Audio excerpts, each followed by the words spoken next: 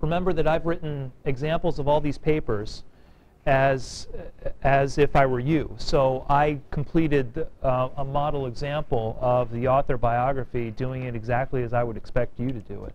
And of course I wrote about Harper Lee because my model is usually To Kill a Mockingbird. So let me show you how exactly it works, what a sort of perfect paper might look like. All right. It's not very long, so don't worry. I will read a little bit. Harper Lee's life in the South during the Great Depression perfectly suited her to create Depression-era make-em in To Kill a Mockingbird. What did I do with the first sentence? I'm sorry, speak up. I did put in effect, that's true, but actually the specific fact starts coming in the second sentence. Risha. I showed the connection. In other words, this is a claim sentence. This is a topic sentence answering the prompt. Tell me about the life and connect to the novel. So that connection, that claim idea, the point of your author biography is carried in the first sentence. And that sentence will depend upon your author and the book and the connection. So there's your claim.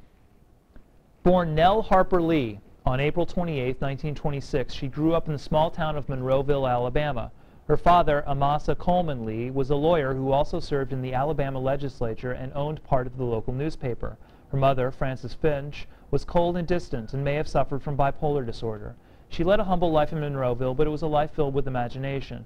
As she said once in an interview with writer Roy Newquist, "We had to use our own devices in our play for our entertainment. We didn't have much money. We didn't have toys. Nothing was done for us. So the result was that we lived in our imagination most of the time. We devised things. We were readers, and we would transfer everything we had seen on the printed page to the backyard in the form of high drama." This is all just supporting evidence. So far, I have not made connection to the novel. I've just given you details about her life. And that is paraphrased from this particular resource. And I've included a quotation from her, which if you can include a quotation from the author, that's often a nice touch. I continue with supporting evidence. As a child, she developed a close friendship with the writer Truman Capote, and both nurtured an interest in writing. Lee's interest led her to study writing first at Huntington College in Montgomery, and then at the University of Alabama in Tuscaloosa. At the latter school, she also entered a law program, but she never completed it. Upon moving to New York City in 1949, Lee worked as an airline clerk before focusing fully on her writing.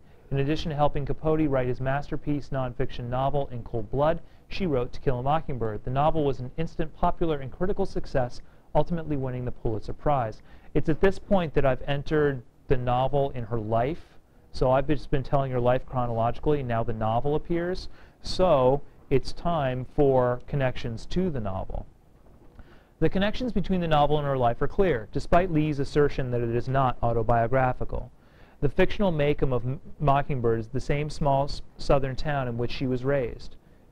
Atticus Finch, the father of the novel, practices law, just as Lee's father did and Lee herself almost did. The Finch family has no stable mother figure, probably because Lee's own mother was so removed.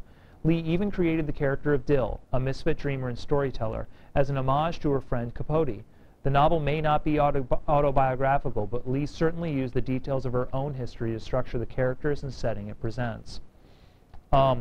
This is almost this is a paragraph within a paragraph. It has a topic sentence, a conclusion sentence, and it just makes a number of little connections between her history and the details of the novel. Some of those connections, by the way, I read in my research. Some of them are made by me. Despite its success, however, Lee never wrote another book. She remained in the public eye during the 1960s, but soon removed herself from it in later decades. She spent those years living mostly in Monroeville.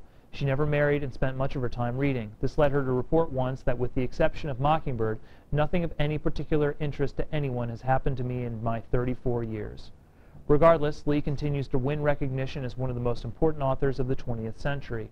She was inducted into the American Academy of Arts and Letters and won the Presidential Medal of Freedom, both in 2007.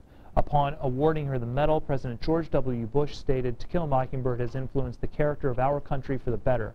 It's been a gift to the entire world. As a model of good writing and humane sensibility, this book will be read and studied forever." And so all of us are filled with admiration for a great American and a lovely lady named Harper Lee. the rest of this is totally supporting evidence. There's no connection left. The connection was made really in the middle of that. When Mockingbird enters her history in my biography, I make the connection. So that's about all I need. It's a biography with the connections included. And that's it. Pretty straightforward research paper. Should be relatively easy for you to complete. Questions? All right, start doing the research now, and then you won't be quite so crushed later on.